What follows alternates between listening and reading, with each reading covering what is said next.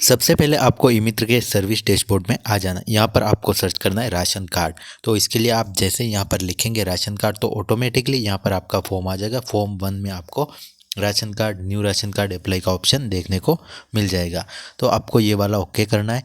उसके बाद में आप राशन कार्ड की ऑफिशियल साइट पर रिडायरेक्ट हो जाएंगे। यहाँ पर आपको सबसे पहले अपना ऑफिस चयन करना है जहाँ पर आप राशन कार्ड प्रिंट के लिए भेजना चाहते हैं। तो जहाँ पर आपके विकास अधिकारी रहते हैं उस ऑफिस को आपको सेलेक्ट कर लेना है। उसके बाद में कंटिन्यू पर क्लिक करना है। उसके बाद में आपके सामने इस टाइप का फॉर्म आ जाएगा। इसमें नाम, पिता का नाम, मकान संख्या, इलाका, पिन नंबर और मोबाइल नंबर दर्ज करना है। उससे पहले आपको पंचायत और अपने गांव का नाम चूज़ कर लेना है। तो यहाँ पर हम चूज़ कर लेते हैं। उसके बाद में जो भी आवेदक है उसका नाम यहाँ पर लिख देना है। तो ये आपको कंप्लीट जो डिटेल है वो हिंदी में लिखनी है। तो यहाँ पर हम जो डिटेल है वो सारी भर देते हैं। उसके बाद में आवेदक का नाम जैसे ही आप लिखते हैं उसके बाद में उसके पिता का नाम आपको लिख देना है। इसके लिए आप गूगल हिंदी इनपुट का इस्तेमाल कर सकते हैं। आपको एक चीज़ कंप्लीट ध्यान देने की, आवेदक जो है उसके आधार कार्ड को आपको सही से देखना है। उसमें जो नाम लिखा हुआ है उसी हिसाब से आपको लिखना है। कोई भी मात्रा की कोई भी गलती नहीं करनी है, क्योंकि बाद में वापस करेक्शन करना पड़े। इससे अच्छा है कि आप सही से आराम से इस फॉर्म को भरें। तो इस फॉर्म को भरने में लगभग आप देखें तो 10 से 15 मिनट लगने वाले हैं। तो आप ऐसे टाइम में उस कस्टमर का फॉर्म भरें जब आप फ्री हो, क्योंकि आप अगर हड़बड़ी में ये फॉर्म भरेंगे तो इसमें काफ़ी मिस्टेक भी हो जाएगी, क्योंकि सारी फैमिली ऐड करनी होती है। और आप अगर एक मित्र संचालक है तो मैं आपको सजेस्ट करूँगा कि आप ऐसे जो भी काम हो, जो लंबे काम हो, उन्हें आप सही टाइम पर ही भरें। मतलब कि उन्हें शाम के टाइम जब आपके पास कम ट्रैफिक होता है तब आप उन्हें बुलाएं, ताकि आपका कोई मिस्टेक ना रहे। उसके बाद में सारी चीज़ें आप ये भर देंगे। उसके बाद में सबमिट पर क्लिक करना है। उसके बाद में यहाँ पर आप देखें तो आपको यहाँ पर चूज़ का ऑप्शन आएगा, फॉर्म चूज़ का। तो यहाँ पर आपको जो फॉर्म आपने किया है उसे आपको चूज़ कर लेना है। उसके बाद में यहाँ पर आधी डिटेल ऑटोमेटिकली आ जाएगी। उसके बाद में कुछ एक डिटेल है जो आपको भरनी है, और इसमें जो स्टार मार्क दी गई है वो सारी डिटेल आपको भरनी अनिवार्य है। तो यहाँ पर वापस से जो आवेदक है उसका नाम इंग्लिश में भरना है। तो यहाँ पर आप देख सकते हैं, यहाँ पर आपको इंग्लिश में लिखना होगा। तो इसमें हिंदी इंग्लिश दोनों चलते हैं, तो वो भी आपको ध्यान रखना है। तो आपको अपने कीबोर्ड पर गूगल हिंदी इनपुट इंस्टॉल करके रखना है, जिससे आपका काम हो सके। और स्टार मार्क वाली सारी चीज़ें आपको रेड स्टार वाली सभी भरनी अनिवार्य है। बाकी चीज़ें आप खाली छोड़ सकते हैं। अगर आपका सेम एड्रेस है तो आपको सेम करना है। उसके बाद में आप थोड़ा सा नीचे आएंगे। यहाँ पर आपको सबसे पहले आपका जो मकान है वो आपको चूज़ करना है, क्यों कैसा मकान है। उसके बाद में आप कितने साल से रह रहे, जो जन्म हुआ है आवेदक का वो ईयर गिन के आप इसमें फिलअप कर सकते हैं, कितने साल से आवेदक इस मकान में रह रहा है। तो यहाँ पर आप चयन कर लेंगे। तो जो भी आप जिस जगह का आप राशन कार्ड बनवा रहे हैं वहाँ पर आप कितने साल से रह रहे हैं वो वाली चीज़ें यहाँ पर आपको चयन करनी होती है। तो हम आवेदक का जो जन्म से यहीं रह रहा है तो इसी गांव का है, तो हम उसकी जो डेट है उसके हिसाब से कैलकुलेशन करके मंथ और ईयर यहाँ पर सेलेक्ट कर लेते हैं। उसके बाद में आपको जो काम है वो क्या करता है आवेदक वो यहाँ पर भरना है। तो किसान जो भी है वो आपको यहाँ पर फिलअप कर देना है। तो मज़दूर है तो आप मज़दूर भी फिलअप कर सकते हैं, बेरोज़गार है तो बेरोज़गार फिलअप कर सकते हैं। उसके बाद में मोबाइल नंबर लिखे हुए हैं तो कॉन्टैक्ट नंबर अलग से लिखने की ज़रूरत नहीं। यहाँ पर उसके गैस का कनेक्शन है या नहीं, यस नो करना है। अगर नहीं है तो नो करके आगे बढ़ सकते हैं। उसके बाद में बैंकिंग डिटेल आप चाहें तो भर सकते हैं, चाहे तो खाली भी रख सकते हैं, क्योंकि वहाँ पर स्टार मार्क नहीं लगा हुआ है तो वो आप खाली छोड़ सकते हैं।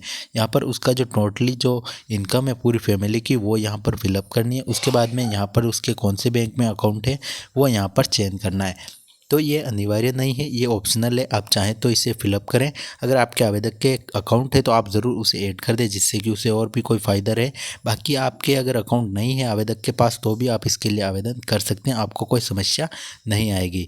उसके बाद में यहाँ पर थोड़ा सा साइट वेट के लिए यहाँ पर रुकना पड़ेगा, क्योंकि साइट कभी कभी स्लो भी चलती है। तो यहाँ पर वापस से जो साइट है वो रिफ़्रेश हो रही है, जो हो जाती है। उसके बाद में आपको इसमें ब्रांच का जो नाम है वो यहाँ पर चयन कर लेना है।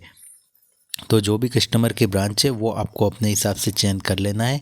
तो और अब उसकी डायरी में देख के सही से, तो ये चीज़ें आप चाहें तो भर सकते हैं, अन्यथा आप इसे खाली भी छोड़ सकते हैं, ये ऑप्शनल है। पर हमारे कस्टमर के पास बैंक अकाउंट डिटेल है तो हम चाहते हैं कि वो भी इसमें ऐड हो जाए। तो यहाँ पर जो बैंक का नाम है, जो ब्रांच का नाम है, वो हम इस लिस्ट में से देखकर उसकी जो भी ब्रांच लगेगी वो हम यहाँ पर ओके कर देंगे। और बैंक का नाम भी आप पूरी लिस्ट खुलती है उसमें से जो भी हो वो आप चयन करके इसमें फिलअप कर सकते हैं।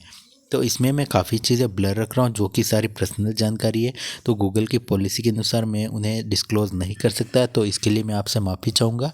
बाकी आप नॉर्मली आप देख सकते हैं कि क्या क्या आपको फिलअप करना है, कैसे आवेदन करना है। तो अगर आपके भी एक नया ई मित्र है तो आप ज़रूर हमारे चैनल पर जुड़ें। मैं आपके साथ में ऐसे वीडियो शेयर करता रहता हूँ जिससे कि आपकी हेल्प हो जाती है कई बार। और आपको अगर ये वीडियो पसंद आती है तो आप ज़रूर कमेंट भी करें। तो यहाँ पर जो अकाउंट नंबर है वो हम सही से यहाँ पर भर देते हैं और उसके बाद में सेव डिटेल पर क्लिक कर देना है। तो यहाँ पर जो अकाउंट नंबर है वो हमने लिख दिए हैं और उसके बाद में सेव पर क्लिक करेंगे। सेव पर क्लिक करते ही आप देखें हमारी डिटेल सेव हो चुकी है। उसके बाद में थोड़ा नीचे आना है, यहाँ पर एक मेंबर ही ऐड है तो इसको भी हमें एडिट करना है। उसके पिता का नाम कुछ भी ऐड नहीं है तो, और फ़ोटो भी हमें लगाना है, साइन भी लगाना है, तो वो हम पहले ही निकाल कर रख लेते हैं ताकि हमें ये समस्या ना रहे। तो हम एक एक करके मेंबर ऐड करेंगे। उससे पहले इस मेंबर को हम एडिट करेंगे। इसका जो नाम है वो इंग्लिश में भी भरेंगे, माता का नाम, पिता का नाम, वो सारी जानकारी भी हम इसमें फिलअप कर देंगे। तो आप देखिए तो एक तरफ हिंदी में लिखना है, दूसरी तरफ वापस वही जानकारी इंग्लिश में आपको भरनी होगी। तो जो भी आप हिंदी में भरते हैं वही वापस आपको इंग्लिश में लिखनी होगी। तो ये सारी जानकारी भी आप सही से भर देंगे। इसके लिए ज़रूरी है कि आपका हाथ गूगल हिंदी इनपुट पर चलता हो और सही से चलता हो, क्योंकि इसमें जो फॉर्म का टाइमिंग है वो भी काफ़ी कम मिलता है। तो आपको कम टाइम में सही से अपनी सारी जो जानकारी है वो यहाँ पर फिलअप करनी होगी। तो जो अगर शादीशुदा है तो उसकी वाइफ या हस्बैंड का नाम यहाँ पर आपको फिलअप करना होता है। तो हमारा जो कैंडिडेट है जो कि हमारे लिए आवेदक है वो आप देखें तो शादीशुदा है, तो उसकी वाइफ का नाम यहाँ पर हम फिलअप कर देते हैं। उसके बाद में आपको जेंडर सेलेक्ट करना है। जेंडर सेलेक्ट के लिए यहाँ पर मेल फीमेल का ऑप्शन है। उसके बाद में उसकी जो डेट ऑफ बर्थ है वो आपको चेंज करनी है। तो डेट ऑफ बर्थ यहाँ पर आप आधार कार्ड में देखकर सही से जो डेट ऑफ बर्थ है वो आप लिख देंगे। और उसके लिए आप चाहें तो जन आधार की भी सहायता ले सकते हैं, केवाईसी किया हुआ होना चाहिए। बाकी आप आधार कार्ड से भी इसमें डेट ऑफ बर्थ लिख सकते हैं। और उसके बाद में उसका जो आधार नंबर है वो यहाँ पर यूआईडी नंबर में आपको यहाँ पर फिलअप कर देना है। पैन कार्ड और एपिक कार्ड नंबर ये वाला ऑप्शन जो है वो आप खाली छोड़ सकते हैं, यहाँ पर आपको कोई समस्या नहीं आएगी। उसके बाद में स्वयं है और अपडेट डिटेल पर क्लिक कर देना है। तो हमारा जो मेन मेंबर है वो हमारा कंप्लीट हो चुका है। इसी तरह से बाकी के मेंबर की भी हमें ऐड कर देने। तो अब हमें नया सदस्य ऐड करना है। तो यहाँ पर हमें नए सदस्य का ऑप्शन मिल गया है। तो इनकी वाइफ का नाम यहाँ पर लिखेंगे। तो यहाँ पर जो जानकारी है वो हम पहले हिंदी में भर देते हैं। तो इसी तरह से बच्चे जो भी है सभी का यहाँ पर लिख देंगे। तो यहाँ पर आप देखें तो वाइफ का जो नाम है वो हम यहाँ पर हिंदी में भर देते हैं। उसके बाद में वाइफ के पिताजी का नाम आगे के ऑप्शन में आएगा, वाइफ की माताजी का नाम आगे के ऑप्शन में आ जाएगा, और सपोज में आप देखें तो हस्बैंड का नाम आ जाएगा। उसके बाद में जेंडर में मेल फीमेल चयन करना है। और उसके बाद में आपका जो जन्म तारीख है जो वाइफ की वो यहाँ पर लगा देनी है। और उसके बाद में यूआईडी नंबर में आधार नंबर भरने हैं। एज ऑटोमेटिकली यहाँ पर फिलअप आ जाएगी, आपको कोई समस्या नहीं आएगी। और उसके बाद में आपको जो रिलेशन है उसमें पत्नी चयन करना है और उसके बाद में ऐड मेंबर पर क्लिक कर देना है। तो ये सारी जानकारी हम फिलअप कर रहे हैं। तब तक आप चैनल को सब्सक्राइब करके ज़रूर सपोर्ट करें और इसके अलावा कमेंट करके ज़रूर बताएं कि आपको ये जानकारी कैसी लग रही है। तो यहाँ पर हम जो सारी जानकारी है वो एक एक करके फिलअप कर देते हैं। तो वापस से हम जो इंग्लिश में जो नाम है वो भी हम यहाँ पर फिलअप कर रहे हैं। तो इंग्लिश का भी सारी जो जानकारी है वो हम इंग्लिश में यहाँ पर लिख रहे हैं और जो हिंदी में है वो हमने पहले ही लिख दी है। जब आपका ये काम कंप्लीट हो जाए तो उसके बाद में रिलेशन में आपको आना है। और रिलेशन में आपको जो रिलेशन है जो पत्नी है वो पत्नी चयन करना है। अगर किसी पुत्र का ऐड करें तो पुत्र चयन करना है। और जो आवेदक है उसके साथ क्या रिलेशन है वो यहाँ पर आपको ऐड करना होता है। तो अगर किसी का बेटा है तो बेटा, या फिर बेटी है तो बेटी यहाँ पर ऐड कर देना है। तो जो पत्नी है उसकी जन्म दिनांक हम यहाँ से चयन कर लेते हैं। उसके बाद में आप देखें तो ऑटोमेटिकली एज आ जाएगी। यहाँ पर उसके जो आधार नंबर है वो भी हम यहाँ पर दर्ज कर देते हैं। तो यहाँ पर जो आधार नंबर है वो अब हमने लिख दिए हैं।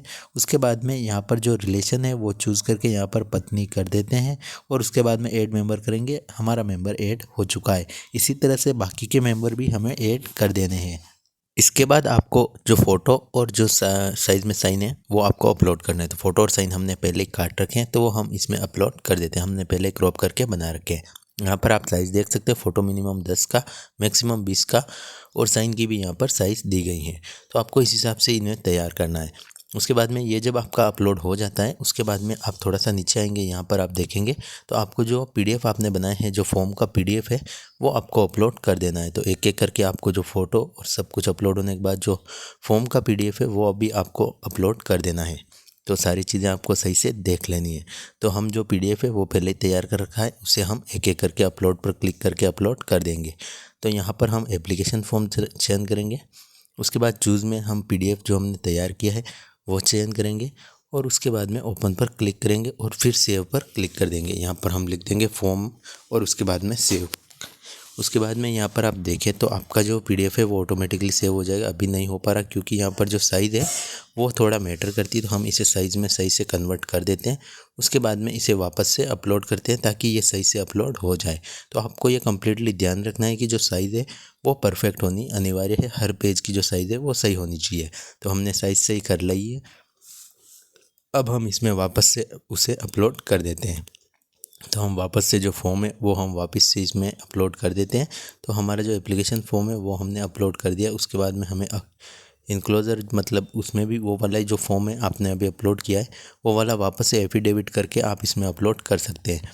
तो हम एफिडेविट करके इसमें और भी ऑप्शन है, आप चाहें तो वो भी अपलोड कर सकते हैं, पर एफिडेविट करके वो वाला पूरा जो PDF है वापस से आपको इसी में अपलोड कर देना है, जिससे कि डॉक्यूमेंट ढूंढने में सामने वाले अधिकारी को कोई समस्या ना आए। तो यहाँ से और भी डॉक्यूमेंट आप चयन कर सकते हैं, पर मैं आपको सजेस्ट करूँगा आप वो वाला ही फॉर्म पूरा जो PDF आपने बनाया है जिसमें सभी प्रूफ लगे हुए हैं वो आपको यहाँ पर अपलोड कर देना है। तो जो भी आप चाहें यहाँ पर बर्थ सर्टिफिकेट का है, आधार है, जो भी है आप यहाँ पर लगा सकते हैं। उसके बाद में चूज़ पर क्लिक करेंगे। उसके बाद में पूरा जो फॉर्म है वो चयन करेंगे। उसके बाद में सेव पर क्लिक करेंगे। ऑटोमेटिकली ये फॉर्म सेव हो जाएगा, क्लोज़ कर देना है। उसके बाद आपको यहाँ पर कंप्लीट होने के बाद नीचे आना है। यहाँ पर आप देखें तो आपका जो फॉर्म है वो आप डाउनलोड करके देख सकते हैं। बाकी आपको प्रीव्यू करके देख लेना है कि राशन कार्ड बनने के बाद किस टाइप का दिखेगा। यहाँ पर प्रीव्यू आप देख सकते हैं, बिफोर करेक्शन आफ्टर करेक्शन किस टाइप का लगने वाला है। तो जब ये बन जाएगा तो इस टाइप का ये लगने वाला है। तो ये आप कंप्लीट चेक कर ले। जब सब कुछ सही हो तो उसके बाद में वापस से बैक आएँ और यहाँ पर आपको वेरीफाई का ऑप्शन मिलेगा। वेरीफाई पर आपको क्लिक करना है। जितने भी मेंबर हैं हमने ऐड कर दिए हैं, हम वेरीफाई पर क्लिक करेंगे। वेरीफाई पर क्लिक करने के बाद फॉर्म वेरीफाई हो जाएगा। उसके बाद में आपको send to process generate token पर क्लिक करना है। उसके बाद में आपका जो फॉर्म है वो प्रोसेस के लिए आगे चला जाएगा और इसका जो टोकन है वो जनरेट हो जाएगा और कुछ दिनों में आपका जो राशन कार्ड है लगभग 5-7 दिनों में आपका बन के आपके ई मित्र पर आ जाएगा। कैसे प्रिंट करना है उसका वीडियो मैंने पहले ही बता रखा है, आप चाहें तो वो वीडियो भी देख सकते हैं। तो काफ़ी सिंपल प्रोसेस थी, आप भी इसे फॉलो कर सकते हैं। आशा करूँगा ये छोटी सी वीडियो आपके लिए हेल्पफुल साबित हुई होगी। मिलते हैं नेक्स्ट वीडियो में। इस वीडियो में इतना ही। वीडियो देखने के लिए आपका बहुत बहुत धन्यवाद।